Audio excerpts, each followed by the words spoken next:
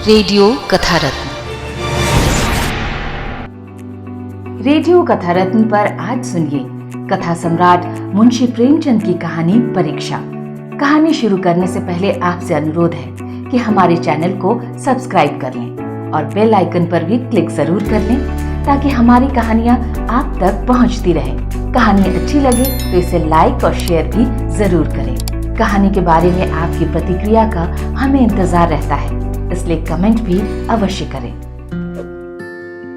जब रियासत देवगढ़ के दीवान सरदार सुजान सिंह बूढ़े हुए तो परमात्मा की याद आई। जाकर महाराज से विनती की, दीनबंधु, दास ने श्रीमान की सेवा 40 साल तक की है। अब मेरी अवस्था ढल गई है, राजकाज संभालने की शक्ति नहीं रही। कहीं भूल चूक हो जाए तो बुढ़ापे में दाग लगे, सारी जिंदगी की नेक नामी मिट्टी में मिल जाए। राजा साहब अपने अनुभवशील नीति कुशल दीवान का बड़ा आदर करते थे। बहुत समझाया, लेकिन जब दीवान साहब ने नहीं मानी तो हार कर उनकी प्रार्थना स्वीकार कर ली, पर शर्त लगा दी कि रियासत के लिए नया दीवान आपको ही खोजना पड़ेगा। दूसरे ही दिन देश के प्रसिद्ध पत्रों में यह विज्ञापन निकला कि देवगढ़ के लिए एक सुयोग्य दीवान की जरूरत है। जो सज्जन अपने को इस पद के योग्य समझें, वे वर्तमान सरकार सुजान सिंह की सेवा में उपस्थित हों। यह जरूरी नहीं है कि वे ग्रेजुएट हों, मगर रिष्ट पुष्ट होना आवश्यक है। मंदाग्नि के मरीज को यहाँ तक कष्ट उठाने की कोई जरूरत नहीं। 1 महीने तक उम्मीदवारों के रहन सहन, आचार विचार की देखभाल की जाएगी। विद्या का कम परंतु कर्तव्य का अधिक विचार किया जाएगा।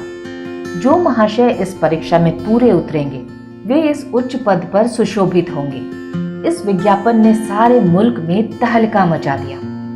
ऐसा ऊंचा पद और किसी प्रकार की कैद नहीं, केवल नसीब का खेल है। सैकड़ों आदमी अपना अपना भाग्य परखने के लिए चल खड़े हुए। देवगढ़ में नए नए और रंग बिरंगे मनुष्य दिखाई देने लगे। प्रत्येक रेलगाड़ी से उम्मीदवारों का एक मेला सा उतरता।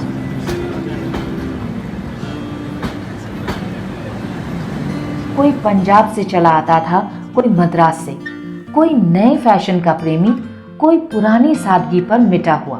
पंडितों और मौलवियों को भी अपने अपने भाग्य की परीक्षा करने का अवसर मिला। बेचारे सनत का नाम रोया करते थे, यहाँ उसकी कोई जरूरत नहीं थी। रंगीन इमामे, चोगे और नाना प्रकार के अंगरखे और कंटोप देवगढ़ में अपनी सजधज दिखाने लगे। लेकिन सबसे विशेष संख्या ग्रेजुएटों की थी, क्योंकि सनद की कैद न होने पर भी सनद से पर्दा तो ढका रहता है। सरदार सुजान सिंह ने इन महानुभावों के आदर सत्कार का बड़ा अच्छा प्रबंध कर दिया था। लोग अपने अपने कमरों में बैठे हुए रोजेदार मुसलमानों की तरह महीने के दिन गिना करते थे। हर एक मनुष्य अपने जीवन को अपनी बुद्धि के अनुसार अच्छे रूप में दिखाने की कोशिश करता था। मिस्टर 9 बजे दिन तक सोया करते थे। आजकल वे बगीचे में टहलते हुए उषा का दर्शन करते थे। मिस्टर ब को हुक्का पीने की लत थी। आजकल वह रात गए किवाड़ बंद करके अंधेरे में सिगार पीते थे। मिस्टर द, स और ज से उनके घरों पर नौकरों की नाक में दम था, लेकिन ये सज्जन आजकल आप और जनाब के बगैर नौकरों से बातचीत नहीं करते थे। महाशय क नास्तिक थे, हकसले के उपासक, मगर आजकल उनकी धर्म निष्ठा देखकर मंदिर के पुजारी को पदच्युत होने की शंका लगी रहती थी। मिस्टर ल को किताब से घृणा थी, परंतु आजकल वे बड़े बड़े ग्रंथ देखने पढ़ने में डूबे रहते थे। जिससे बात कीजिए वह नम्रता और सदाचार का देवता मालूम पड़ता था। शर्मा जी घड़ी रात से ही वेद मंत्र पढ़ने में लगते थे और मौलवी साहब को नमाज और तलावत के सिवा और कोई काम न था। लोग समझते थे कि 1 महीने की झंझट है, किसी तरह काट लें, कहीं कार्य सिद्ध हो गया तो कौन पूछता है। लेकिन मनुष्य का वह बूढ़ा जौहरी आड़ में बैठा हुआ देख रहा था कि इन बगुलों में हंस कहाँ छिपा हुआ है। एक दिन नए फैशन वालों को सूझी कि आपस में हॉकी का खेल हो जाए। यह प्रस्ताव हॉकी के मंझे हुए खिलाड़ियों ने पेश किया। यह भी तो आखिर एक विद्या है, इसे क्यों छिपा कर रखें? संभव है कुछ हाथों की सफाई ही काम आ जाए। चलिए, तय हो गया। फील्ड बन गई, खेल शुरू हो गया और गेंद किसी दफ्तर के अप्रेंटिस की तरह ठोकरें खाने लगा। रियासत देवगढ़ में यह खेल बिल्कुल निराली बात थी। पढ़े लिखे भले मानुस लोग शतरंज और ताश जैसे गंभीर खेल खेलते थे। दौड़ कूद के खेल बच्चों के खेल समझे जाते थे। खेल बड़े उत्साह से जारी था। धावे के लोग जब गेंद को लेकर तेजी से उड़ते तो ऐसा जान पड़ता था कि कोई लहर बढ़ती चली जाती है। लेकिन दूसरी ओर से खिलाड़ी इस बढ़ती हुई लहर को इस तरह रोक लेते थे कि मानो लोहे की दीवार है। संध्या तक यही धूमधाम रही। लोग पसीने से तर हो गए। खून की गर्मी आंख और चेहरे से झलक रही थी। हांफते हांफते बेदम हो गए, लेकिन हार जीत का निर्णय न हो सका था। अंधेरा हो गया था। इस मैदान से जरा दूर हटकर एक नाला था। उस पर कोई पुल न था। पथिकों को नाले में से होकर आना पड़ता था। खेल अभी बंद ही हुआ था और खिलाड़ी लोग बैठे दम ले रहे थे कि एक किसान अनाज से भरी हुई गाड़ी लेकर नाले में गिर पड़ा। नाले में कुछ कीचड़ था और कुछ उसकी चढ़ाई इतनी ऊंची थी कि गाड़ी ऊपर न चढ़ सकती थी। वह कभी बैलों को ललकारता, कभी पहियों को हाथ से ढकेलता, लेकिन बोझ अधिक था और बैल कमजोर थे। गाड़ी ऊपर को न चढ़ती और चढ़ती भी तो कुछ दूर चढ़कर फिर खिसककर नीचे पहुंच जाती। किसान बार बार जोर लगाता और बार बार झुंझलाकर बैलों को मारता, लेकिन गाड़ी उभरने का नाम ही न लेती। बेचारा इधर उधर निराश होकर ताकता, मगर वहां कोई सहायक नजर न आता था। गाड़ी को अकेले छोड़कर कहीं जा भी नहीं सकता। बड़ी विपत्ति में फंसा हुआ था। इसी बीच में खिलाड़ी हाथों में डंडा लिए घूमते घामते उधर से निकले।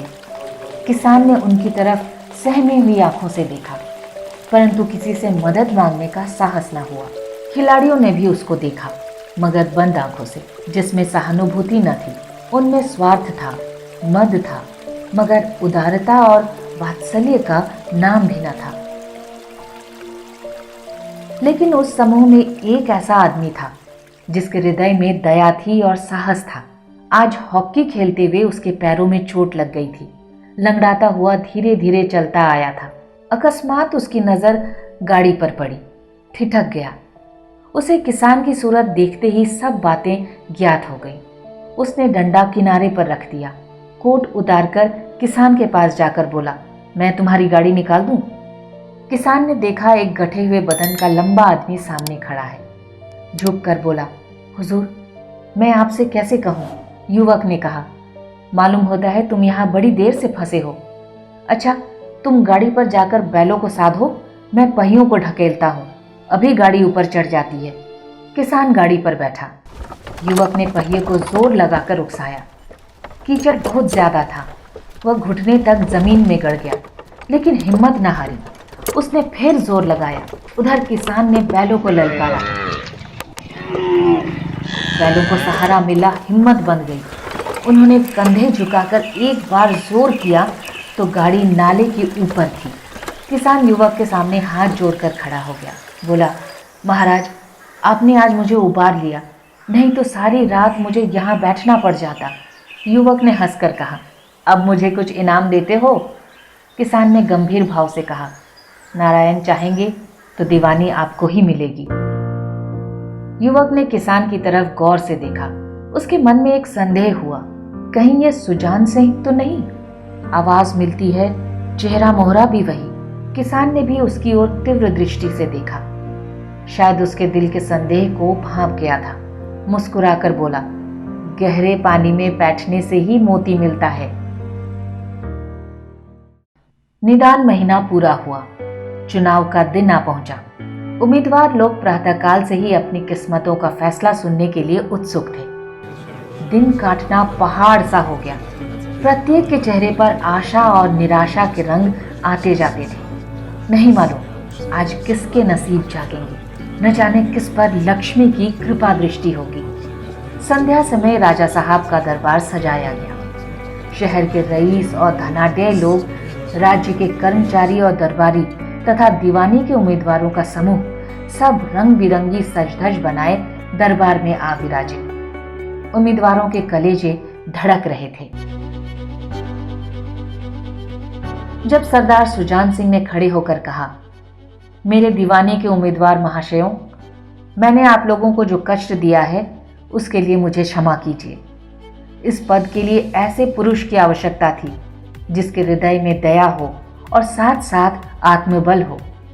हृदय वह जो उदार हो, आत्मबल वह जो आपत्ति का वीरता के साथ सामना करे। और इस रियासत के सौभाग्य से हमें ऐसा पुरुष मिल गया है। ऐसे गुण वाले संसार में कम हैं, और जो हैं वे कीर्ति और मान के शिखर पर बैठे हुए हैं, उन तक हमारी पहुंच नहीं। मैं रियासत के पंडित जानकीनाथ सा दीवान पाने पर बधाई देता हूं। रियासत के कर्मचारियों और रईसों ने जानकीनाथ की तरफ देखा। उम्मीदवार के दल की आंखें उधर उठी, मगर उन आंखों में सत्कार था, इन आंखों में ईर्ष्या। सरदार साहब ने फिर फरमाया, आप लोगों को यह स्वीकार करने में कोई आपत्ति न होगी कि जो पुरुष स्वयं जख्मी होकर भी एक गरीब किसान की भरी हुई गाड़ी को दलदल से निकालकर नाले के ऊपर चढ़ा दे, उसके हृदय में साहस, आत्मबल और उदारता का वास है। ऐसा आदमी गरीबों को कभी न सताएगा। उसका दृढ़ संकल्प है जो उसके चित्त को स्थिर रखेगा। वह चाहे धोखा खा जाए, परंतु दया और धर्म से कभी न हटेगा।